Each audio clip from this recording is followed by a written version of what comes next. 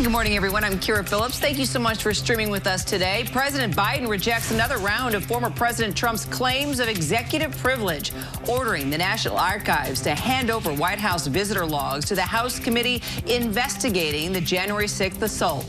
The chief White House counsel saying the president has determined that an assertion of executive privilege is not in the best interest of the United States and therefore is not justified. Bob Saget's family is filing a lawsuit hoping to block the release of records tied to the comedian's death, saying they would suffer irreparable harm in the form of extreme mental pain, anguish, and emotional distress. The medical examiner saying Saget died from blunt head trauma, most likely from a fall. U.S. retail sales surging 3.8% in January, beating expectations despite inflated prices on consumer goods. Americans digging deeper into their pockets as Omicron waned and the supply chain eased up. U.S. men's hockey team eliminated from the Beijing Olympics, losing in a shootout to Slovakia in the quarterfinals. But the women are still in the hunt. They'll defend their title as Olympic champs in a rematch with Canada in the gold medal game. Team USA staying strong on the leaderboard with a 1-2 finish in slopestyle skiing. U.S. medal tally now 19, including 18 gold. But we begin with that tense situation on Ukraine's border right now, where President Biden says more than 150,000 Russian troops remain in threatening positions, despite claims by Vladimir Putin that Russia was pulling some troops back. Earlier this morning on Good Morning America, Secretary Antony Blinken spoke to George Stephanopoulos, saying that Putin could pull the trigger today. Take a listen. The Russians said again this morning that they're continuing to pull back troops from the border. Yesterday, the president said he was skeptical about that. Are you seeing any evidence that this is being done in a real and significant way? We're not. And unfortunately, there's a difference between what Russia says and what it does. And what we're seeing is no meaningful pullback. On the contrary, we continue to see forces, especially forces that would be in the vanguard of any renewed aggression against Ukraine, continuing to be at the border, to mass at the border. We're also heard from the Kremlin spokesman this morning, Dmitry Peskov, saying that there still is a possibility that diplomacy can work, but that Russia's getting pretty tired of these threats and warnings from the president. Well, the threats are coming in the other direction. They're coming from Russia, unprovoked, massing forces on Ukraine's borders. But there always has to be an opening for diplomacy. And in fact, that's my job. So we'll pursue that. And as the president said yesterday, we're prepared either way. We're prepared if Russia's ready to actually engage in meaningful diplomacy that would strengthen everyone's security in Europe. We're also prepared if they choose to renew aggression against Ukraine. The choice is really President Putin's. You know, your intelligence has suggested that the invasion could actually come today. Does that still feel possible? We said that we were in a window of time at which the invasion could come at any time. President Putin's put in place the capacity to act on very short notice. He can pull the trigger. He could pull it today. He could pull it tomorrow. He could pull it next week. The forces are there if he wants to renew aggression against Ukraine. What's the basis for a diplomatic solution right now? Look, George, we shared ideas with Russia several weeks ago about ways on a reciprocal basis, with each side taking steps, we could actually improve security throughout Europe. We did that in close coordination with our European partners and allies. We're waiting for a response from Russia. I spoke to Foreign Minister Lavrov yesterday. He said a response was forthcoming in the next few days. I hope it comes. We'll take a hard look at it, and then we'll see where we go from there. But we remain committed to seeing if we can find a diplomatic resolution. It's the right thing to do. It's the responsible thing to do. It would avert a war. But again, it really is President Putin's choice to make. And again, what we're seeing on the border remains deeply, deeply concerning. It appears from some of the comments from American officials over the last several days that you're concerned that President Zelensky of the Ukraine is not taking this threat seriously enough. Is that true? Oh, no. I think President Zelensky is taking it very seriously. He's trying to maintain calm. He doesn't want his people to panic. That's the right thing to do. But I think the Ukrainians are taking it very, very seriously. And of course, if there is renewed aggression by Russia, the consequences would be terrible, and first and foremost, terrible for the Ukrainian people. So he recognizes that. We have been supporting Ukraine. We provided more defensive assistance to Ukraine last year than we did in any previous year. Just the other day, we put out a $1 billion loan guarantee to help bolster their economy. Other countries are doing the same. We're there to support Ukraine. We're there to help it defend itself if there's Russian aggression. But the president ruled out American troops. Can the Ukrainians handle the Russians on their own? The Ukrainians have real capacity, aided by many countries, including the United States. I think they'd make life very difficult for the Russians if they went in. But again, by far the more responsible course is to avoid conflict in the first place, which is why we're continuing to do everything we can to see if there's a diplomatic resolution. At the same time, making it very clear to Russia that it will face massive consequences for renewed aggression, not only in terms of continued support for Ukraine's defense, not only in terms of bolstering NATO itself, which is exactly what President Putin says he wants to prevent, but also in terms of very serious economic and financial sanctions. But the president of Ukraine also said that perhaps this idea of joining NATO is something, he called it a dream, I think was the word that he used. Maybe that's the likely outcome of this, that it's something for the far, far, far distant future. Is that accurate? Well, the main point is that should be up to the people of Ukraine and its elected government. If they want to seek to join NATO, again, NATO has an open-door policy. It's in its founding documents. That principle is sacrosanct. And so it really is up to them. And, of course, it's up to the alliance itself in terms of admitting new members if they meet the requirements. I think President Biden and others have said that's not happening tomorrow. But the principle that if Ukraine seeks admission to NATO, it needs to be considered, and the alliance will make that decision, that remains front and center. And it's not a principle we're going back on. Final quick question. Is the threat today greater than it was yesterday? You know, from day to day, George, you can't say it's higher or lower. It's there. It's there. It's real. We haven't seen a pullback. We'd like to see one. If we see one, we would welcome it. We're prepared for diplomacy. We're prepared for aggression. We're prepared either way. Mr. Secretary, thanks as always for your time and your information. Thanks, George. And just adding to the storyline here, Russia is now saying it has opened an investigation into claims of alleged mass graves of civilians supposedly killed by Ukrainian forces. But according to our reporters on the ground there, these claims are almost certainly false and appear to be a part of a broader false narrative to justify an invasion. White House correspondent Mary Alice Parks, along with ABC News national security and defense analyst Mick Mulroy, joining me now for more. So, Mary Alice, let's start with you. What can you tell us about these claims that Russia found mass graves? Well, Kara, like you said, I think the international community is treating any new claims from Russia with incredible skepticism right now. And specifically, they are saying that this could have happened in those eastern regions of Ukraine where there's already a lot of Russian separatist control. And you have to remember that those are areas that have been under intense international scrutiny for the last few years, the subject of lots of international diplomacy and negotiation. So it's incredibly hard to imagine that there would be something like that, something like a mass grave in that region without the international community being aware of it. So, Mick, the U.S. has been warning about potential false flag operations. How do these claims match up with Russia's typical playbook here when it comes to justifying an invasion? So, Kara, I think this demonstrates a very effective way to use intelligence, declassify it, to take, quite frankly, a lot of the steam out of an operation like this false flag operation, as you called it. If this is in fact it has done that, and I think the skepticism is justified, and I think that's what will be looked at. So, Mary Alice, President Biden, as you know, we listened to him yesterday, is putting all responsibility for a potential conflict on Putin, saying that if Russia attacks Ukraine, it would be a war of choice without cause or reason. How's Russia responding? Well, mostly saying exactly the opposite, saying that it is up to the NATO countries to roll back, that it has been the West, the U.S. and NATO that has been essentially encroaching on Russia's borders. They're sticking to those talking points that they view this as a moment of Russia needing to exert its own sort of borders and security, security and safety. You know, they're going to continue to say that they're not the aggressor in this, but it's been remarkable to see the NATO countries really sticking together and pointing the finger back at Russia, saying that it is only Russia that is building up troops in such an unbelievable way. And Mick, as you heard Secretary Blinken there on GMA, says that U.S. has seen no meaningful pullback of Russian troops and that they're continuing to mass at the border. So how could Ukraine, the U.S. and NATO respond to a potential invasion at this point? So I think, you know, one of the key aspects of warfare is deception, and that is main element of the Russian way of war. Maskirovka is what they call it. So we shouldn't trust anything unless we can verify it. They have troops there that spread over 11 time zones.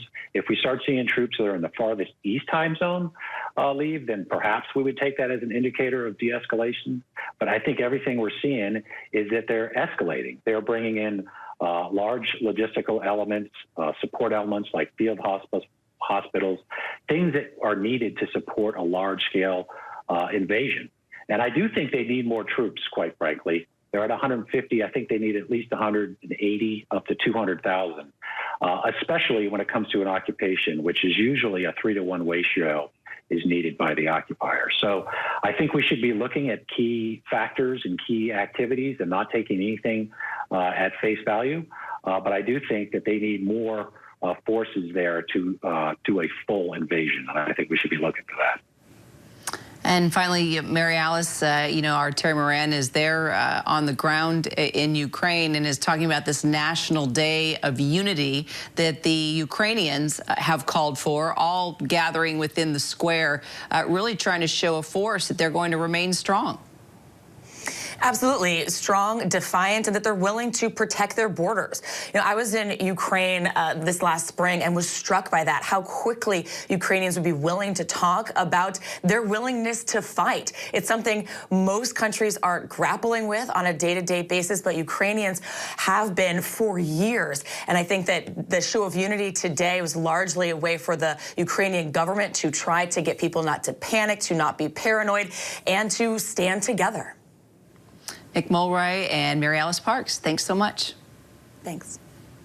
And coming up close and personal with poverty in America, the photographer who's putting something truthful in a little box.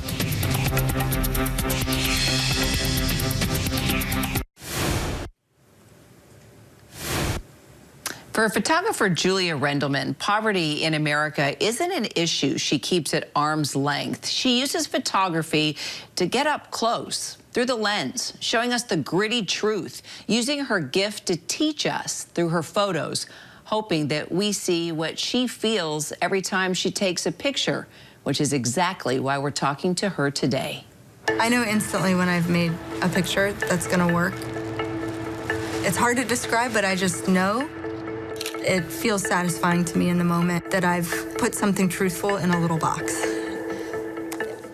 And for the past 5 years, Julia has been covering that truth of Americans scraping to get by. Snapshots into the nearly 37.2 million Americans living in poverty, where any expense, a car repair, a hospital visit, or even a COVID test could be the difference between having a place to live and homelessness. And we can guarantee once you see Julia's photos, you're going to have a much clearer picture of what that number truly means. Julia, thank you so much for being with us today. Thank you so much for having me. Well, let's dive right in. What started you on this journey of documenting those that are struggling with housing insecurity? I mean, quite simply, it was something that I saw happening in my community, and that was it. I know that housing and income insecurity are not new issues or new challenges in America, but I think there's always a benefit to highlighting the lived experiences of people dealing with the daily struggle. And you mentioned some statistics, and there are a lot of them about economic disparity in this country. But I think the thing that really drives home those statistics are those individual stories, and it highlights how devastating those statistics are. And what I loved about you interacting with these individuals is you made them feel like they weren't a statistic, like Brian House and Nikki Schools.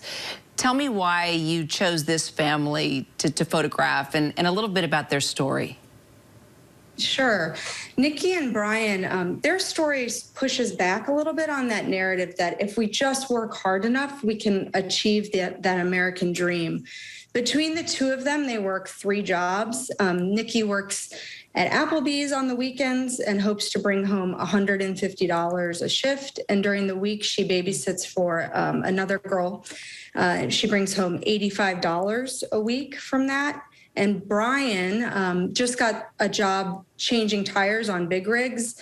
He makes $18 an hour, the most he's ever made in his life. So they have 3 jobs between them, but they still live at a hotel and they pay over $1,000 a month to stay there, which is actually equivalent to a mortgage for a house in that area with bedrooms. So that's why I chose them. They were also really open, and COVID affected them in a really unique way. You maybe wouldn't have think of how COVID affects people living on the edge, but I'll just tell this little story. Nikki got COVID probably at work, and she needed to test negative to return to work. So she afforded the first at-home test. Then her sister gave her a second test, but she was still positive. She could not afford the third test, and so opted to do the PCR test at a pharmacy, which is free. But the results take 3 days. Unfortunately, the results took 6 days. So that was an additional week of work that she couldn't go to work and make income because she couldn't afford that $20 test. And that just puts it so in perspective, and you just think of how lucky we are in our workplace, you know, that we can be tested every day, and this family not being able to get a test, you know, impacts their livelihood in such a dramatic way. I mean, it's such an eye-opener, as also the 2 single moms that you followed, these photos in Birmingham, Alabama. Jane Johnson, she told you she knows she's a part of a statistic. Tell us more about her story. Yeah, Jane lives with her son, King, and she was working at Amazon at the onset of the pandemic. But her son got COVID, and she actually had to take off a lot of work to care for him. And in that time, she lost her job and then received an eviction notice, and they were living in the dark. The light bill went unpaid, and it was $1,000 to reconnect it. And if you remember, all the daycares were closed at that time. So she had to do something where she could take him to work. So she started delivering food for DoorDash to make ends meet. Still, they were living in the dark. And actually, the stimulus check came just in time. She used the entirety of that to reconnect her lights. And a nonprofit organization in Birmingham helped her pay her back rent. Her story is actually pretty hopeful. She's a trained doula, and she's working at a health clinic. She wants to be a nurse. She's saving up for that. But still, to make ends meet, she has to deliver for DoorDash with her son riding along in the back seat. And I just think that her story highlights how important a safety net is. Wow. I love that she's saving up for nursing school. I love that she sees hope, and she's pushing forward. And then there was the other young single mother, homeless, her daughter hospitalized, Takiriel Jordan. Tell us about this story. Takiriel experienced homelessness as a child, with her mother growing up with 8 kids, and that's a huge risk factor for being unhoused as an adult. And that's essentially what happened to Takiriel. She lost her job again after her daughter, Alasia, was in and out of the hospital with severe asthma, and was evicted. And they were living in her car.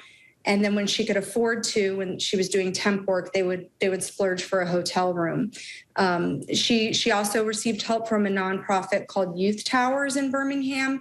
They do a lot of things, but they have a really cool program where they help you find an apartment, pay 100% of the rent, and then gradually shift the responsibility back to the individual. So Takiriel is now paying 100% of her rent. But she lives with that anxiety and stress that if her daughter gets sick again, they're going to be back living in the car. And that just highlights for me some of the mental health and stress that is caused by living in poverty during a global pandemic. You know, final question, Julia. How did you, I mean, it's so humbling to hear all these stories. How did you get these individuals to be comfortable with you, to allow you in to take these photos? Because no doubt this is a hard thing to talk about for them, and extremely humbling. I would just say time and honesty. And a lot of times I would spend time with them and not even bring out my camera. And I also think, you know, all these women and Brian, they realize the value in sharing their story. And I think that they know they're not alone. And so we're actually really open and eager to share. Well, time and honesty. I am going to remember those two words as I think about interviews that I do. Julia, thank you so much for sharing these personal stories. Nikki Schools, Brian House, Jane Johnson, to Carol Jordan. They reflect the reality for millions of Americans living in poverty right now. We appreciate you so much for shining a light on them for us today. Thank you, Julia. Thank you. All right. Coming up, one of our own. Lindsay Davis is here sharing her new children's book. That's right. How High is Heaven? She is going to tell us, and she's going to inspire us, and she's coming up next.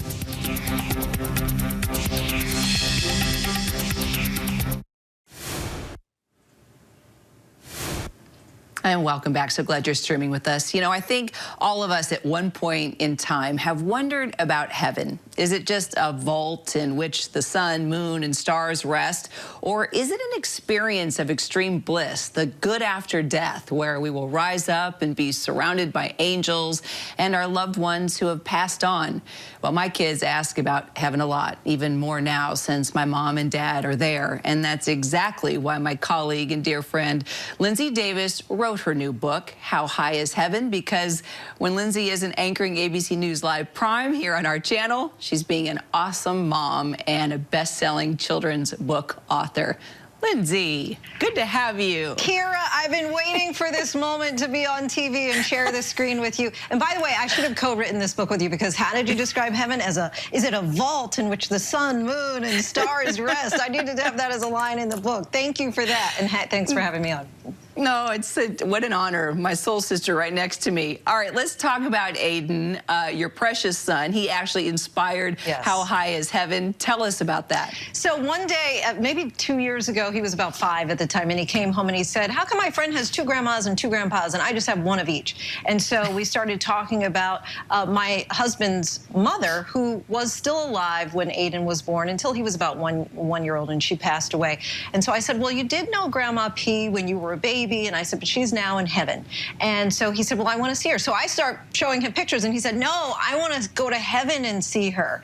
And this became like a preoccupation that for several days and weeks, and ultimately several months later, we were on a plane, and he was looking out a window, and he said, I don't see her. And that's Grandma P there to the left. He said, I don't see her. I said, you don't see who? And he said, I don't see Grandma P. I was looking for her while we were on the plane up in heaven. And so I decided in that moment, and my son has been the muse for all of my children's books, but that was the time. And I said, you know what, let's just play this conversation out in a children's book. I love it. And how does Aiden feel about being the inspiration for the book? And how does he understand heaven now and where Grandma P is? Well, I'll answer the second one first. You know, he really, I think the one point that he decided, okay, fine, and really put it to rest for a little bit was when we talked about the idea that they would be reunited, that this was not a goodbye, this was see you later. And he started asking about her, you know, questions and what she was like, and we were able to kind of keep her spirit alive, and so that he could kind of get to know her. And so he thinks that the book is really neat. He knows that all of the books have been inspired by him, but this was the first time that it was really our conversation on the pages. You know, he's always thought that the little boy character who's illustrated in the book was him, but now we actually had, and the little boy in the book, he starts building a Lego staircase and a pogo stick and a trampoline and spaceship hot air balloon, all these different physical ways that he's trying to get to this place called heaven. And so my son really is able to now, I would say he kind of got a little bit of comfort, a little bit of solace by saying, okay, I will see Grandma P one day, but for now I'll enjoy heaven here on earth. Amen to that. And just so everyone knows, too, you are so transparent about your faith. You incorporate it within the book, and I watch you live your faith every single day, and it's just such a pleasure to talk about How High is Heaven with you, Lindsay. I feel it. I feel it, too. Kira, and you know how I feel about you, and we both have been able to have some conversations about our faith and death with the passing of your mom recently. And you know, these are difficult conversations to have, I think, for adults and as well as children, and especially in this time of COVID, when we have more than 220,000 kids who have now basically been orphaned by COVID, that they've lost a primary caregiver. And so I think that it's important to be able to have these conversations with kids. Yeah, and know that we'll reunite again for sure. Lindsay, thanks. Thank you. I'm Kira Phillips. Stay with us as ABC News Live continues with all the day's events and breaking news. Hi, everyone. George Stephanopoulos here. Thanks for checking out the ABC News YouTube channel. If you'd like to get more videos, show highlights, and watch live event coverage, click on the right over here to subscribe to our channel. And don't forget to download the ABC News app for breaking news alerts. Thanks for watching.